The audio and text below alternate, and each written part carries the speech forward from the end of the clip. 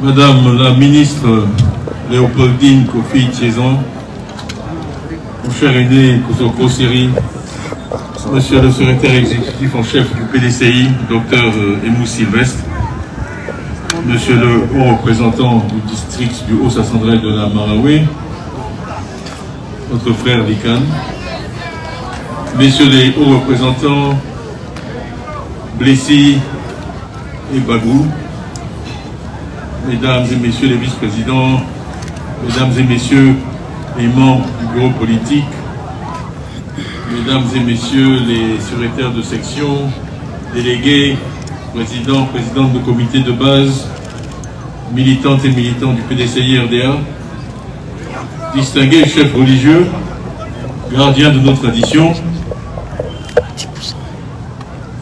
mes chères sœurs, mes chers frères, je suis très heureux d'être parmi vous aujourd'hui à Daloa.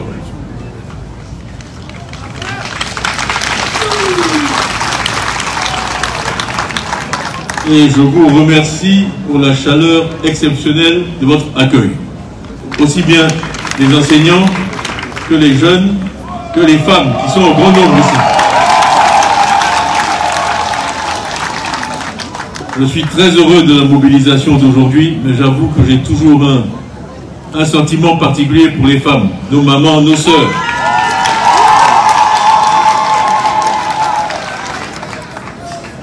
J'ai dit que le chemin du palais présidentiel passait par l'ouest, ça a été rassemblé et je suis à l'ouest aujourd'hui. Je veux ajouter une phrase à ça. Le chemin de la présidence passe aussi par le cœur des femmes.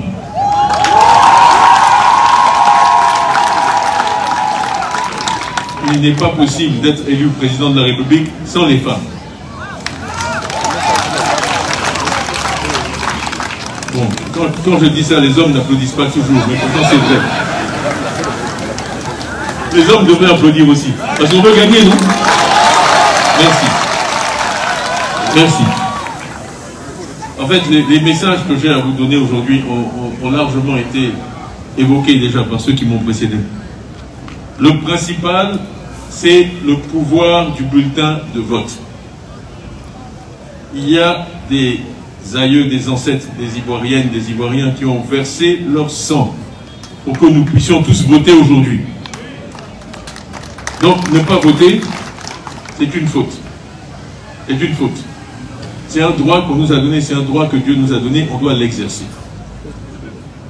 Maintenant, pour l'exercer, on a besoin de papiers, comme on l'a expliqué, l'extrait de naissance ou le jugement supplétif, le certificat de nationalité, la carte d'identité pour certains, le récépissé.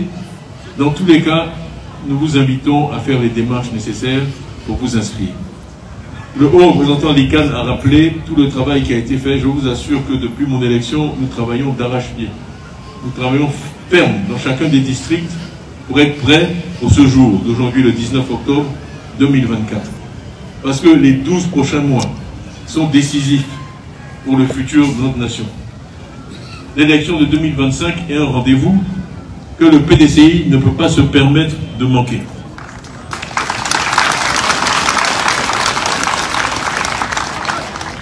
C'est pour ça que je suis revenu ici, c'est pour ça que j'ai été élu en décembre 2023 et par la grâce de Dieu, nous allons atteindre cet objectif.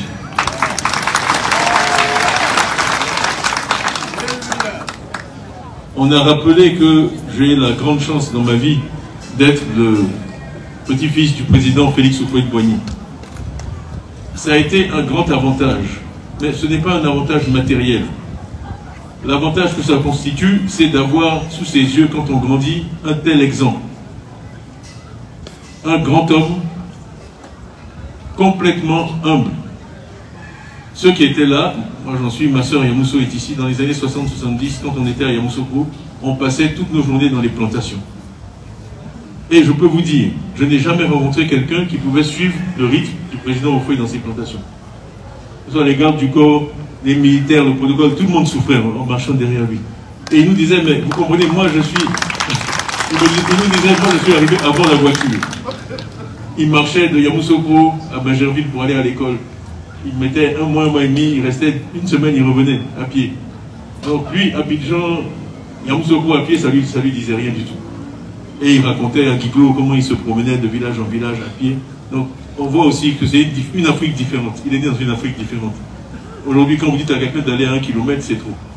Donc c'est quelqu'un qui avait une grande résistance physique, mais surtout il faisait ça parce qu'il adorait le contact avec les gens. Quand vous alliez dans les plantations avec lui, d'abord il savait tout, sur les cultures, les plantes, ce qu'il faut faire, ce qu'il ne faut pas faire, mais aussi, surtout, il connaissait chacun.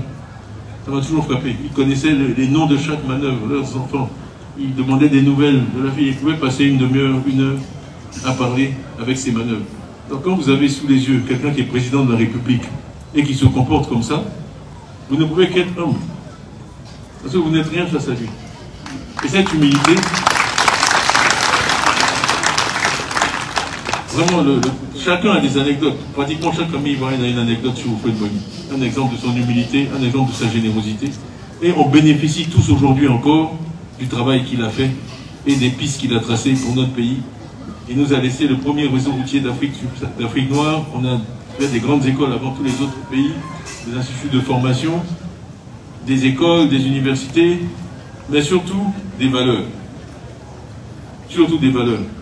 Pour moi, le plus important dans un parti ou dans un pays, ce sont les valeurs.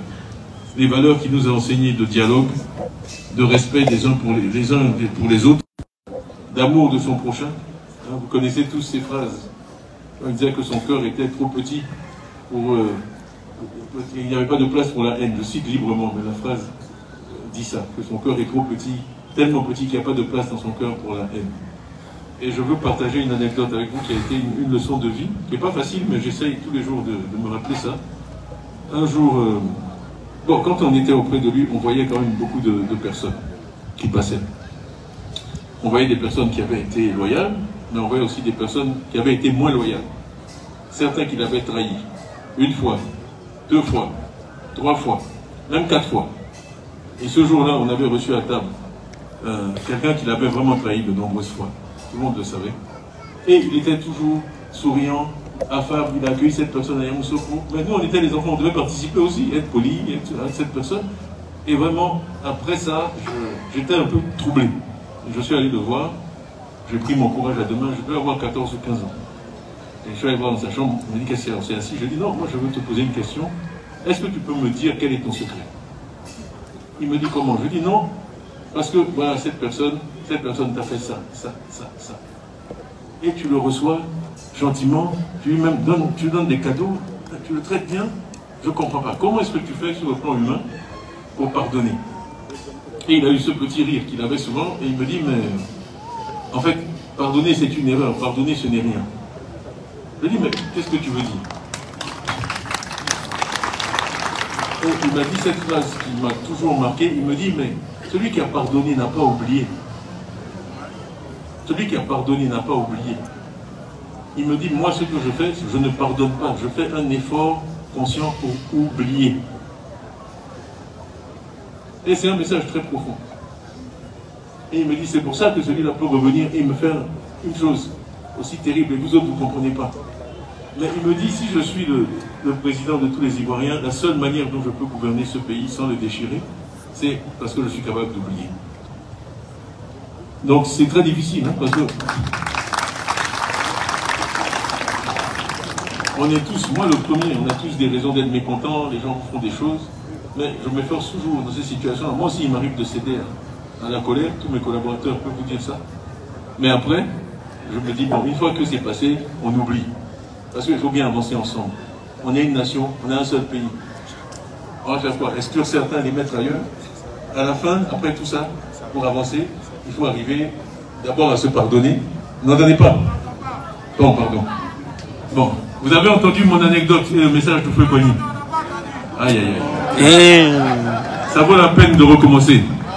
Ça vaut la peine de recommencer. J'expliquais. Est-ce que tout le monde entend? C'est là-bas qu'on n'entend pas, mais ici, là-bas, ça va. Bon, on reprend, mais je vais faire plus court. J'ai dit qu'un jour, on était chez le président Houphouët et il a reçu quelqu'un qui s'était très mal comporté à son égard, très mal comporté, qu'il avait trahi, trompé de nombreuses fois. Et c'est quelque chose qu'au fil des ans, on voyait souvent, nous comme enfants. Et j'étais étonné par la gentillesse, les égards qui témoignaient à cette personne. Donc après, je suis allé le voir en disant, mais comment est-ce que tu fais, quel est ton secret? Comment est-ce que tu fais pour pardonner à une telle personne qui t'a fait ça et ça et ça et ça? Et il m'a dit, pardonner, ce n'est rien. Celui qui pardonne n'a pas oublié. Et il m'a dit, moi, ce que je fais, c'est pas que je pardonne, je fais un effort pour oublier. Si je pardonne, ça veut dire que je garde en mémoire ce qui s'est passé et j'ai une certaine rancune. Or, on doit tous avancer ensemble. Je suis le président de tous les Ivoiriens, donc je suis obligé à un moment donné de oublier ce qui s'est passé.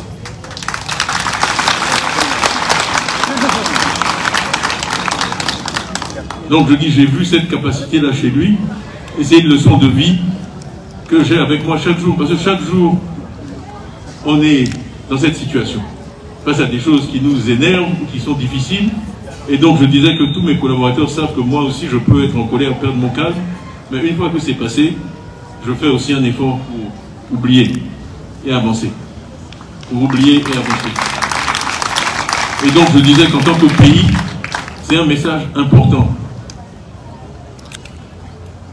Quand on dit un œil pour un œil, une dent pour dent, on dit après ça il n'y a que des aveugles, parce que dans un pays comme ça. Donc on ne peut pas passer son temps à régler des comptes. On ne peut pas passer son temps à se venger. On gouverne un pays pour tout le monde, et c'est le message du PDCI. Ça a toujours été un message de paix, un message de dialogue, un message de pardon, pas de règlement de compte. Parce que quand vous réglez un compte, vous êtes juste en train de semer les graines de celui qui va venir aussi régler ses comptes avec vous. Ça ne marche pas. Donc, certains me disent, mais monsieur le président, on parlait trop de paix. Il faut aussi, quand même, cogner un peu. Je ne suis pas d'accord. Je ne suis pas d'accord. Quand le président Houphouët a dit le dialogue c'est l'arme des forts, il avait raison. Dans la vie, en général, ce qui a de la valeur est difficile à faire.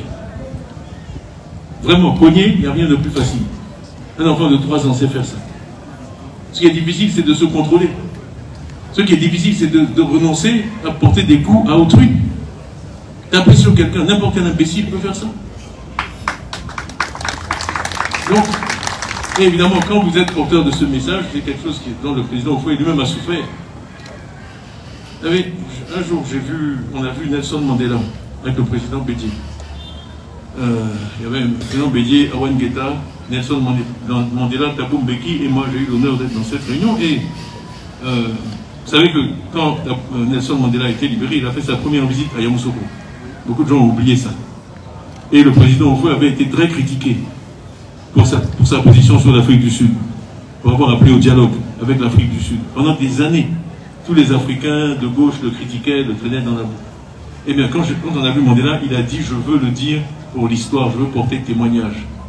Et il a été très ému et il a dit ceci, devant Thabo Mbeki, devant le président Bédié, il a dit « Je veux que vous deux, vous sachiez que c'était fait de façon secrète, mais aucun chef d'État africain ne m'a aidé plus que le président Houphouët. Aucun chef d'État ne m'a assisté plus que le président Houphouët. » Donc c'était un homme qui était capable, tout en prenant le dialogue, de s'assurer qu'un jour, l'Afrique du Sud soit libre, ce qui était l'objectif ultime. Donc je pense qu'il y a beaucoup de messages dans ce qu'il a fait, dans l'héritage qu'il nous a laissé. C'était un grand homme. Ce pays est aussi un grand pays. Il faut qu'il soit bien gouverné avec les bonnes valeurs.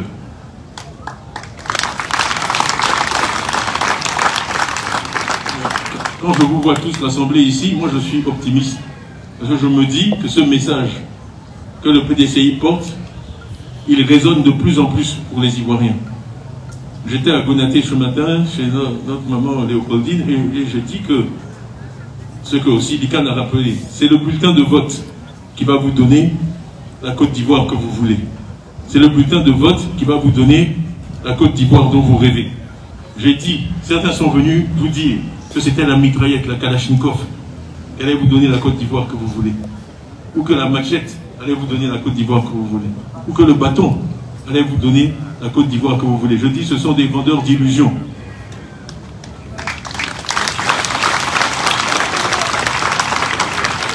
On n'a jamais construit une nation avec des mitraillettes, des machettes ou des bâtons. On construit une nation par la paix, que chacun puisse dormir chez lui la nuit sans crainte d'être enlevé ou arrêté ou violenté. La sécurité.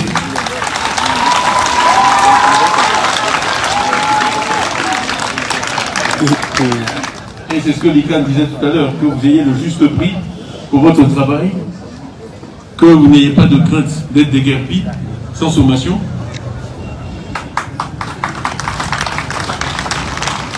Et la liste est longue. La liste est longue. Combien d'Ivoiriens viennent me dire, moi je dois tout au président au PDCI, au président Bédier, les bourses. Moi j'étais un enfant de pauvre, les bourses m'ont permis de faire cela. Voilà, aujourd'hui je suis ceci, je suis professeur en médecine, je suis ingénieur. Donc cet esprit-là, et je vais finir là-dessus, qui est vraiment de justice, d'équité. C'est un mot que j'emploie souvent quand je suis au PDCI. C'est peut-être un mot compliqué, mais ça dit c'est la justice. Mais pas au sens d'égalité, qui peut vouloir dire le même traitement pour tout le monde. L'équité, c'est que chacun est traité comme il se doit. Une société équitable. Donc, moi, ce que je veux pour tous les enfants qui naissent en Côte d'Ivoire, c'est l'égalité des chances. L'égalité des chances, ça peut vouloir dire faire plus dans certains endroits que d'autres. Mais c'est un principe de justice. Et c'est ça qu'une société peut devoir aux enfants qui naissent dans le pays. Moi, je n'ai jamais regardé l'ethnie d'un Ivoirien. Je n'ai jamais fait attention à la religion ou à la confession d'un Ivoirien. Moi, je regarde les comportements. Comment est-ce que vous vous comportez?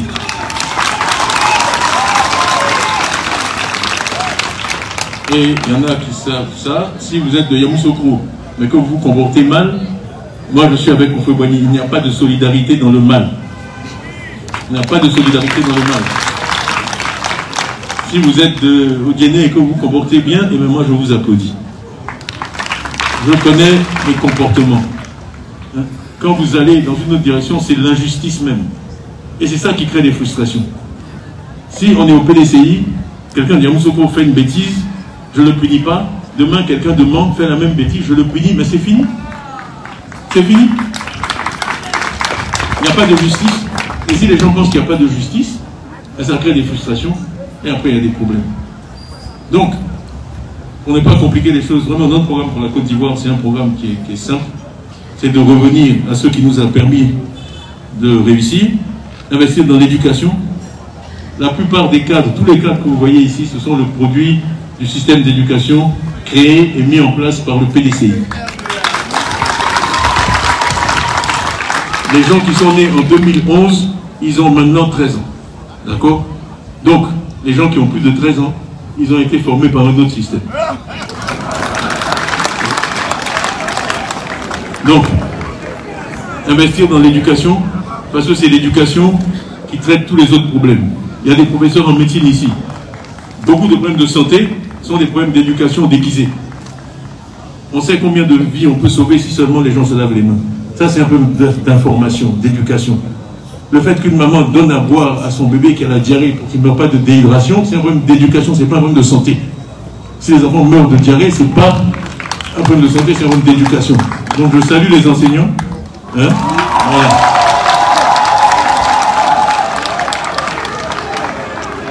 Voilà. Voilà.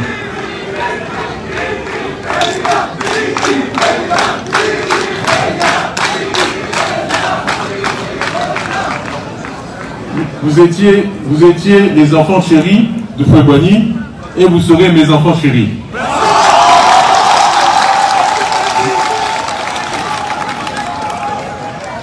L'éducation, c'est le futur d'une nation. Et il faut toujours investir dans son futur. Voilà. Je pourrais vous parler longtemps parce qu'il y a beaucoup de choses à dire. Bon, malheureusement, comme j'ai dit, à court terme, l'objectif, c'est l'élection. L'objectif, c'est l'enregistrement sur les listes électorales. Voilà. Vous m'avez offert un bélier, je vous remercie. Et bon, je suis aussi un Boigny, hein, donc je suis obligé d'accepter le bélier. Mais bon, il y a aussi une chose là-dedans. Vous savez, le président Houphouët-Boigny a donné même une interview, il a dit que nous les Thiam, on pouvait s'appeler Boigny, on pouvait ajouter Boigny à notre nom. Moi, je ne l'ai pas fait, ma soeur Yamousso Kela ne l'a pas fait, parce que j'ai toujours voulu me faire mon nom par moi-même. Si vous allez, je suis allé à la City de Londres, j'ai fait mon nom, personne ne sait là-bas qui est Houphouët-Boigny, mais on sait qui est Tidjane Thiam. Et il y a beaucoup de gens qui me connaissent à l'étranger, c'est quand je suis revenu en Côte d'Ivoire, qui me connaissent depuis 20 ans, 30 ans, qu'ils ont découvert que j'étais un parent du président Houphouët, ils n'ont jamais su ça. Et ma soeur est là, elle peut témoigner, ma mère n'a jamais dit à quelqu'un qu'elle était une parente du président Houphouët. Bon, on avait la chance d'aller à Paris quand on était enfant. Parfois, on allait dans des boutiques, les gens disent « Ah, mais vous savez, on connaît la famille du président Houphouët. Madame Thiam, est-ce que vous les connaissez ?» Elle dit « Non, non, moi je oui, c'est Madame Antel, c'est sa nièce. » Ma mère dit « Ah bon, peut-être. » Moi, je dis « On sort, elle dit « Vous voyez les enfants ?» Bon. Et on a été élevés comme ça, dans la discrétion, dans l'humilité. Donc, je n'ai pas ajouté Boigny à mon nom. Mais ce que j'ai eu de lui, ce n'est pas un nom, ce sont des valeurs. Et c'est ça qui est important, c'est ça qui compte dans la vie. Voilà. C'est l'héritage qu'il nous a laissé. Aujourd'hui, on est ses héritiers. Ce n'est pas sur le plan matériel. C'est sur le plan spirituel et sur le plan des valeurs. Donc ça, c'est le vrai héritage. Bien, voilà. Comme j'ai dit, je pourrais continuer longtemps, mais le message, vraiment, c'est s'il vous plaît, ceux qui parmi vous ne sont pas inscrits, est-ce qu'il y en a qui ne sont pas inscrits? Montrez-moi la fête. Hein. Est-ce qu'il y a des gens ici qui ne sont pas inscrits? Levez la main. N'ayez pas peur, n'ayez pas peur, n'ayez pas peur. Bon, il n'y en a pas beaucoup, mais en tout cas, on compte sur vous pour avoir vos papiers, allez vous inscrire, et que le 25 octobre 2025, on offre le plus beau cadeau d'anniversaire à Houphouët-Boigny, qui aura eu 120 ans le 18 octobre 2025. Donc 7 jours, on a rendez-vous avec le destin, 7 jours après, le 25 octobre 2025, 7 jours, pour lui offrir le plus beau cadeau d'anniversaire. Je vous remercie, je vous souhaite beaucoup de réussite dans toutes vos entreprises, beaucoup de bonheur, que Dieu vous garde et à bientôt. Merci.